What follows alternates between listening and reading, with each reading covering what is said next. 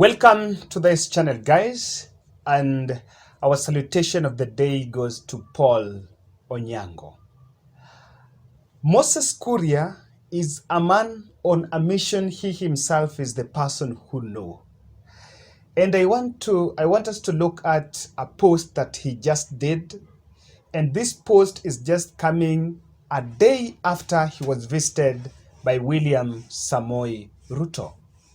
The questions that many pundits are asking is whether Moses Kuria's meeting with William Ruto yielded some fruits, or are we expecting Moses Kuria to join UDA even after holding talks with William Samoei Ruto?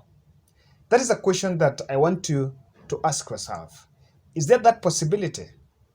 But before I read for you his Facebook post that has elicited reactions online in terms of what he's up to, I want to explain Moses Kuria's politics with a very simple analogy. Back home, I come from area where hunting is done. So when you leave your home going to hunt, there are things you must carry. You must carry a panga, a sword, a spear, and also you must have the dog. Because when you catch an antelope, the person who had the dog, the owner of the dog, will go with bigger part of the meat. And the person who did not have a dog will go home with the matumbo. Now, if you happen to catch a hare, then remember you don't even take the head because the head is thrown away. What am I saying? Unlike other central Kenya leaders, and I want to be bold in this analysis, unlike other central Kenya leaders like Rigathi Gachagua and the rest, Alice Wahome, they think that UDA is their home. I want to say categorically that UDA is not their home. Moses Kuria has a dog, and his dog is Chama cha Kazi. When he decides to go hunting, he will get the giant part, he will get the giant meat. But the rest of the central Kenya people in UDA, they think they're home. But what is really the problem, the issue there is, they don't have an avenue of negotiation. People who've been following this channel, I know I have been repeating that the central Kenya MPs needed to find a party they can use to negotiate or bargain with William Samoei Ruto. Let us hold that analogy there, and let us go to the politics of Moses Kuria. Direct to his Facebook page. He has made a post there, and I just want us to look at that post. Moses Kuria is saying, "Dear beloved colleagues Mithika Linturi, Cecil Mbarire, Alice Wahome, Ndindi Nyoro, Rigathi Gachagua, Kimani Chungwa, and Susan Kihika." By the way, if you look at this list, Moses Kuria was part of this. Oh, sorry. When our children see these photos, they truly believe on our region has reached political menopause, and they can no longer look up to us anymore. They'll grow up with low esteem and subservient for anything. It's called subliminal communication. Please insist to tag even one of you in these photos, hata kama ni black and white photo. You can see the Mulembe Nation has not one but two here. Well done, Mulembe Nation. I might appear petty, but I know what I'm saying, na mimi sipangwingi. Then he shared the photos. The photos he's talking about are photos of the earthquake rally that was in the Tonoka grounds, the Kilifi. There is no Central Kenya MP in the photo. And Moses Kuria is saying, yeye hapangwingwi. Before we look at this Moses Kuria's post in details and the political interpretation, if you're watching this video for the first time, I want to ask you kindly subscribe. Also click the notification bell. When we upload a video, you will be notified. Of also importance is your feedback.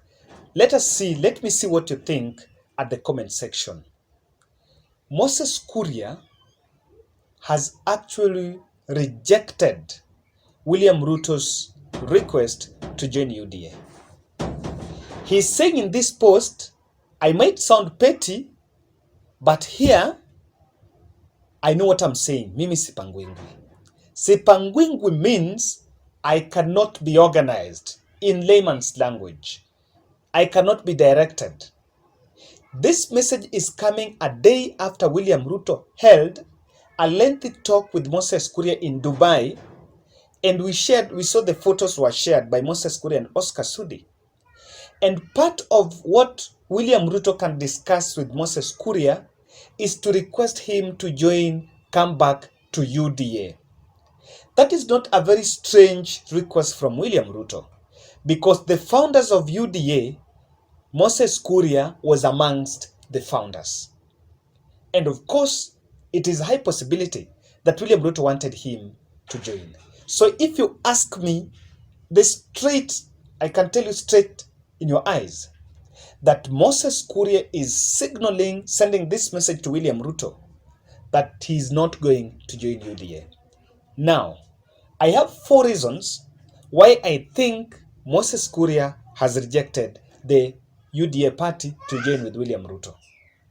But before that, let me tell you why William Ruto needed Moses Kuria.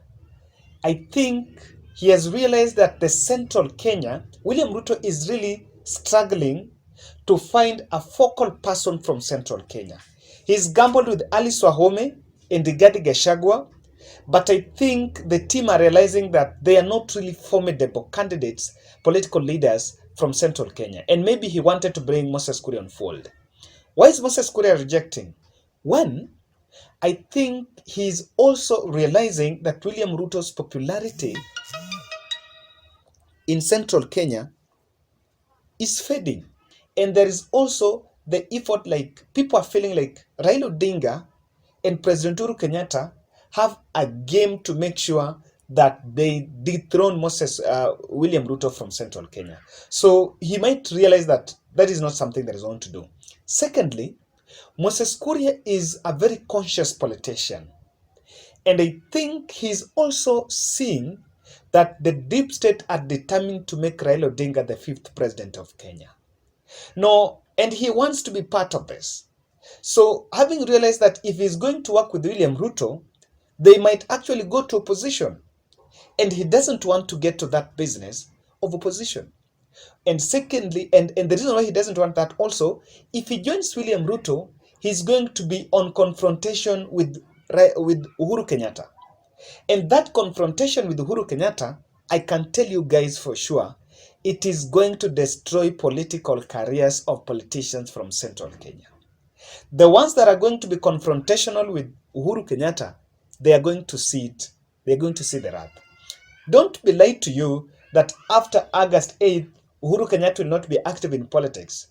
In fact, if you ask me, he is going to be more active in politics after 8th general election, because his business interests can only be protected by the political power.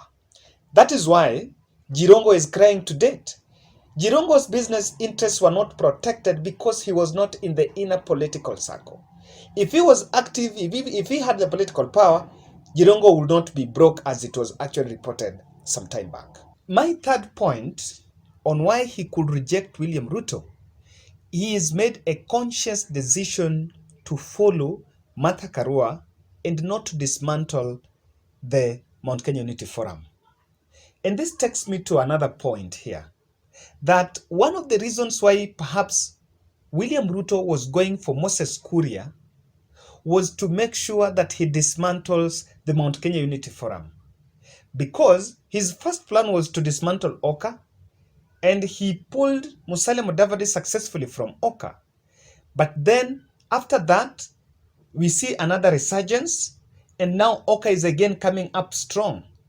And William Ruto might be feeling like Moses Kuria might join Oka through the Mount Kenya Unity Forum. Then, if Moses Kuria rejected, then he made a conscious decision to make sure that he actually follows Martha Karua. Because Moses Kuria is on record saying that the person that is supposed to be the running mate for any presidential candidate from Central Kenya should actually look for Martha Karua. And that is something that he's actually on record saying. And I want to believe that he's really making sure that he works with Martha Karua. Lastly, is he joining Azimio la Umoja? That will be speculative. That will be too early. Just recently, he spoke about Azimio la Umoja as a bad idea fronted by bad people. And that is why I'm saying that he's a politician that is on a mission that he himself is the person who knows. And I've also known that he really interested. Lastly, he might reject William Ruto because he wants to concentrate on the Chama cha Kazi party. He has mentioned that he's not going to vie for any seat and he will actually take time to bolster his party. So I think he doesn't want to associate with the UDA because that is going to absorb his party. And he knows that that is the grand plan of William Ruto, to make sure that any other party that is going to sprout from Central Kenya is absorbed or subdued or dismantled. So that is also one of the reasons. Could William Ruto be looking Moses Kuria for running mate? If that was the reason, then I think he has also turned down the offer to be William Ruto's running mate. Guys, that's my analysis. Also talk to us. What do you think about this move?